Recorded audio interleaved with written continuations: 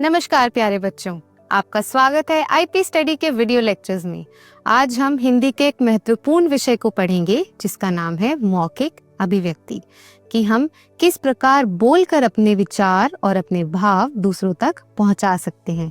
यह भी भाषा का एक सशक्त माध्यम है। आइए इसे पढ़ते हैं और अपनी मौखिक अभिव्यक्ति को दृढ़ बनाते हैं। भले ही सभ्यता के विकास के साथ साथ लिखित भाषा का महत्व बढ़ गया है, परंतु व्यवहार में मौखिक भाषा का महत्व कम नहीं हुआ है। तो सभ्यता के विकास के साथ साथ लिखित भाषा का महत्व बढ़ता जा रहा है। अलग अलग लिखित रूप आ गए हैं, परंतु मौखिक अभिव्यक्ति अब भी उतनी ही महत्वपूर्ण है। इसका प्रधान कारण क्या है? हमारे दैनिक कार्यों का मुख्यतः मौखिक भाषा द्वारा संपन्न होना। हम अपने दैनिक कार्यों में ज्यादातर मौखिक रूप से ही अपनी बात दूसरों तक पहुंचाते हैं।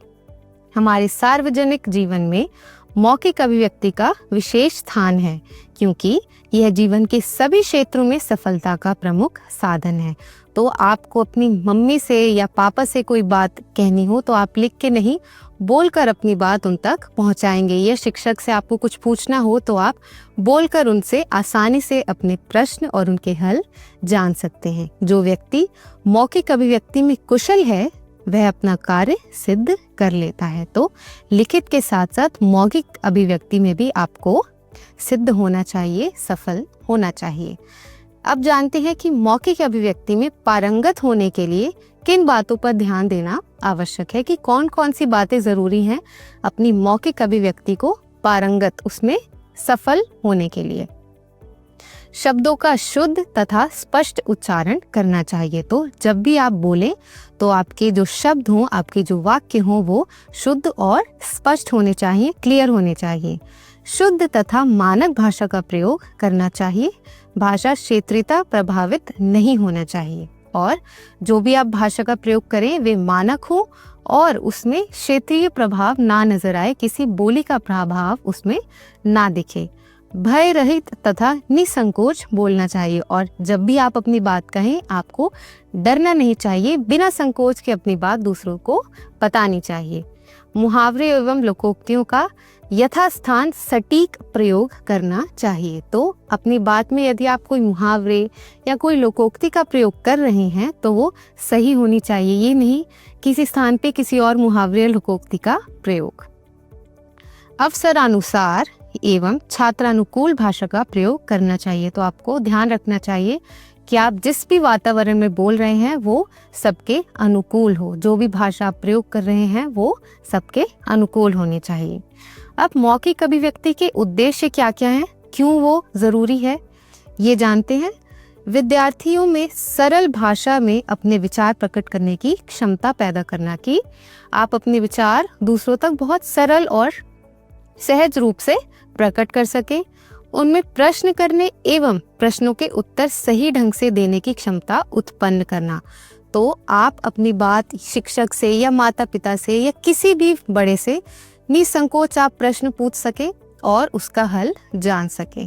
शुद्ध एवं स्पष्ट उच्चारण करते हुए भावानुकूल आरोह अवरोह के साथ वार्तालाप कर सकने की योग्यता उत्पन्न करना, कि जहाँ भी जरूरत हो आपको कहाँ ऊंचा बोलना है, कहाँ आपको अपना स्वर धीमे रखना है, और जिस भी भाव को आप व्यक्त करना चाहते हैं वो भावानुकूल भाषा और स्वर व्यक्त हो सके।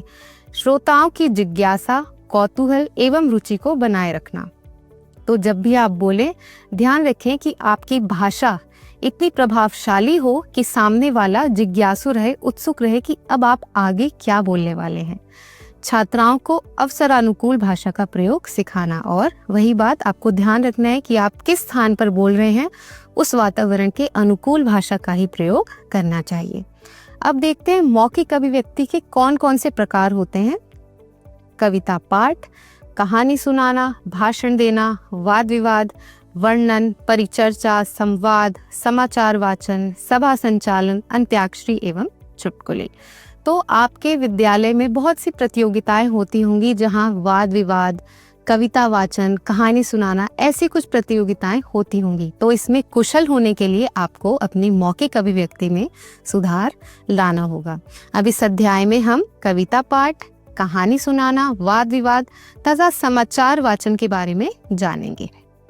पहला है कविता पाठ। काव्य रचना प्रकृति प्रदत्त होती है, परंतु यह अभ्यास के माध्यम से सुधारी जा सकती है।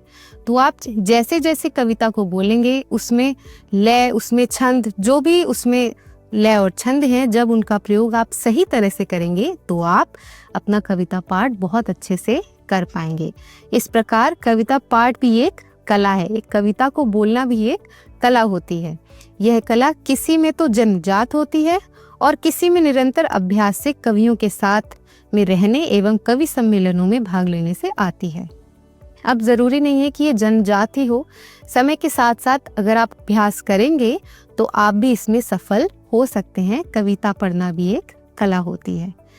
कविता पाठ करने में निम्नलिखित बिंदुओं का ध्यान रखना चाहिए। सबसे पहले ऐसी कविता का चयन करें जो आपकी रुचि के अनुसार हो। तो जो भी कविता, जो भी रचना आप चुन रहे हैं, ध्यान रखिए कि वो आपकी रुचि के अनुसार हो। यदि आपको पसंद नहीं होगी तो शायद आप इतनी अच्छी से वो कविता पाठ ना कर पाएं।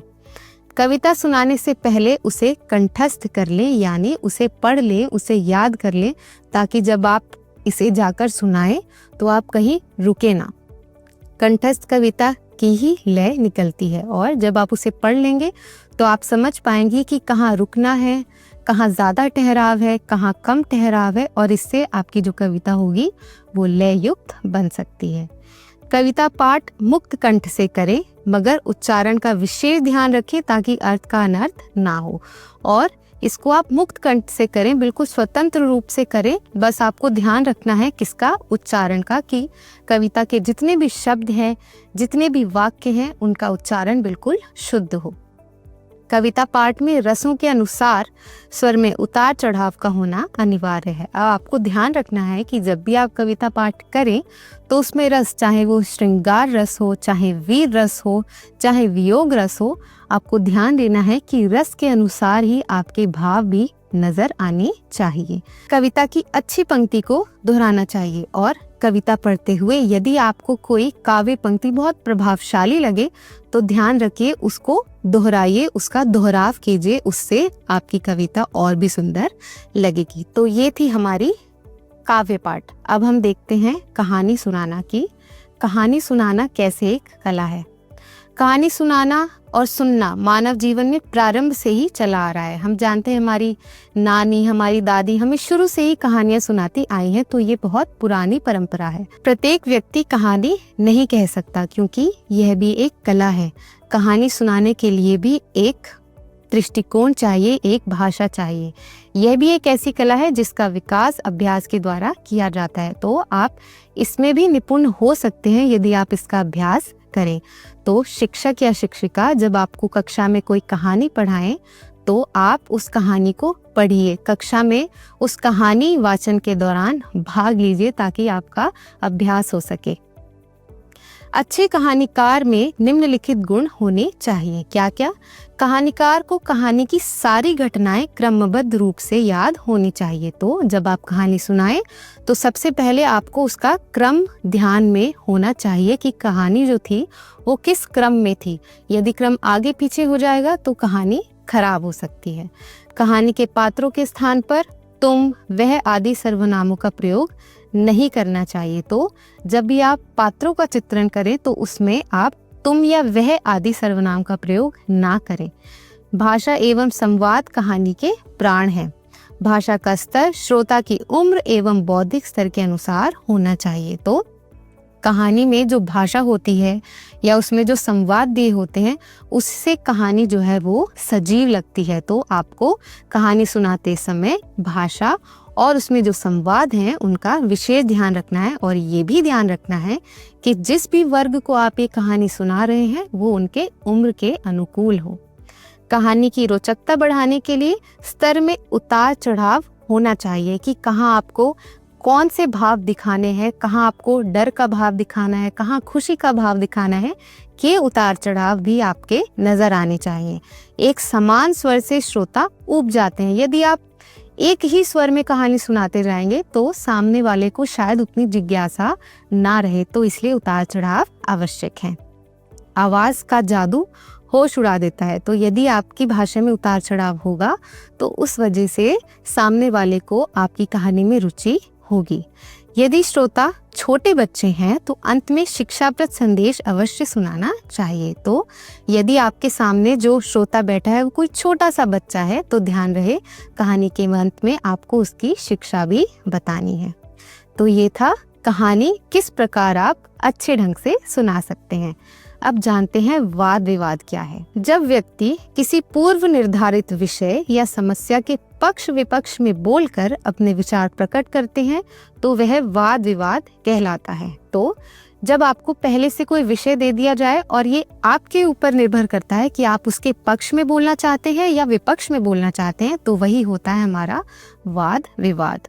मौखिक अभिव्यक्ति की दृष्टि से यह बहुत उपयोगी विधा है। वाद विवाद में पक्ष विपक्ष होता है। पहले एक विद्यार्थी पक्ष में बोलता है, फिर दूसरा उसके विपक्ष में बोलता है। जैसे मान लीजिए संयुक्त राष्ट्र का एक उदाहरण लेते हैं, तो संयुक्त राष्ट्र की जो भी कार्य प्रणाली रही है उसके पक्ष में कोई बच्चा बोलेगा, और यदि सामने वाला उसके कार्य प्रणाली से खुश नहीं है तो दूसरा बच्चा उसके विपक्ष में भी बोल सकता है। इसमें वही सफल होते हैं जिनमें आत्मविश्वास होता है तथा जानकारी होती है। और ध्यान रहिए, जब आप इसके पक्ष या विपक्ष में बोले तो आपके पास तर्क सहित संपूर्ण जानकारी होनी चाहिए, तभी आप अपनी बात दूसरों तक पहुंचा पाएंगे। विद्यार्थियों को वाद विवाद प्रतियोगिता संबंधी शिष्टाचारों, नियमों एवं रीतियों से परिचित होना चाहिए। वाद विवाद में शिष्ट भाषा के साथ साथ शिष्ट हास परिहास, विनोद प्रियता एवं व्यंग्यात्मक शैली का प्रयोग करने से अपने पक्ष के प्रतिपादन में सहायता मिलती है। तो आपको ध्यान रखना चाहिए कि वाद विवाद में जो भी नियम है आप उनका पालन करें, और यदि आप कोई व्यंग्य से भरी कोई बात कह रहे हैं तो उसको भी आप एक सीमा में रहकर करें। अब वाद विवाद में आपको किन किन बातों का ध्यान रखना चाहिए वे जानते हैं। केवल अध्यक्ष को ही संबोधित किया जाए, तो जो सामने वाला व्यक्ति है उसे ही संबोधित कर आप अपनी बात कहेंगे। पूर्व निर्धारित समय सीमा तक पालन किया जाए, और जो भी समय सीमा आपको दी गई है उस समय सीमा का पालन करें और उस सीमा में रहकर ही अपनी बात अध्यक्ष तक पहुंचाएं। प्रतिपक्ष द्वारा प्रस्तुत तर्कों का विश्लेषण अथवा खंडन करते हुए ही अपने पक्ष को प्रस्तुत किया जाना चाहिए। तो आपके पक्ष या विपक्ष साथी ने जो भी बात कही है उसी आधार पर आप अपने तर्क और वितर्क देकर अपनी बात प्रस्तुत करें। पूर्व वक्ता हेतु उचित विशेषणों का प्रयोग करना चाहिए, जैसे मान्य विद्वान मेरे पूर्व वक्ता मेरे विद्वान मित्र। तो जो भी आपका पक्ष या विपक्षी साथी है उसके लिए आप आदर सूचक शब्दों का ही प्रयोग करें, जैसे मान्य विद्वान या फिर मेरे विद्वान मित्र। प्रभावशाली वाक्य, उद्धरण अथवा काव्य पंक्ति द्वारा अपने पक्ष को समाप्त करना चाहिए। तो जब आप अपनी बात समाप्त कर दें तो समाप्त करने का एक बहुत ही सुंदर तरीका है, उसमें आप कोई काव्य पंक्ति या महान पुरुषों द्वारा प्रयोग किए गए कथन को आप बोल सकते हैं। इससे आप अपनी बात समाप्त करेंगे तो वो और भी ज्यादा प्रभावशाली लगेगा। समय समाप्ति से पूर्व बजने वाली घंटी के बाद भाषण के मुख्य बिंदुओं का समाहार करना चाहिए। तो जब समय सीमा खत्म होती है उससे थोड़ी देर पहले एक घंटी बजाई जाती है, तो आपको उस घंटी के बजने के बाद ध्यान रखना चाहिए कि आपने जो भी भाषण दिया है, जो भी बातें कही हैं, उसका एक समाहार रूप में, उसको बिंदुओं के रूप में प्रस्तुत करें। तो ये था वाद विवाद। आशा करती हूँ कि आप प्रतियोगिता में वाद विवाद में बढ़ चढ़कर हिस्सा लेंगे। अब जानते हैं समाचार वाचन के बारे में। जनसंचार के विविध माध्यमों के जरिए सूचनाओं का आदान प्रदान आज के इस युग की आवश्यकता है। समाचार वाचन से तात्पर्य है देश विदेश के प्रमुख समाचारों को मौखिक रूप में प्रस्तुत करना। तो समाचार जो है हमारा चौथा स्तंभ माना जाता है, तो इसके माध्यम से भी आप अपनी सूचनाओं का आदान प्रदान कर सकते हैं। समाचार वाचन रेडियो, दूरदर्शन आदि के माध्यम से किया जाता है। अब हम जानते हैं समाचार वाचन करते समय निम्नलिखित बातों पर विशेष ध्यान देना चाहिए। समाचार वाचन करते समय सरल तथा सरस भाषा का प्रयोग किया जाए। तो समाचार सुनने वाले हर वर्ग के लोग होते हैं, शिक्षित तथा अशिक्षित। तो आपको ऐसी भाषा का प्रयोग करना चाहिए जो सरल और सहज हो, जो सबके द्वारा समझी जा सके। समाचार वाचन के समय बोलने की गति को इस प्रकार रखें कि श्रोतागण बोले गए समाचार को आसानी से समझ सके। तो इसके वाचन के दौरान आपको अपनी गति ऐसी रखनी चाहिए कि जो श्रोता है वो आपके समाचार को, आपकी हेडलाइंस को आराम से समझ सके। वाचन करते समय शीर्षकों एवं विभिन्न समाचारों के बीच में आवश्यकता अनुसार विराम का प्रयोग करना चाहिए।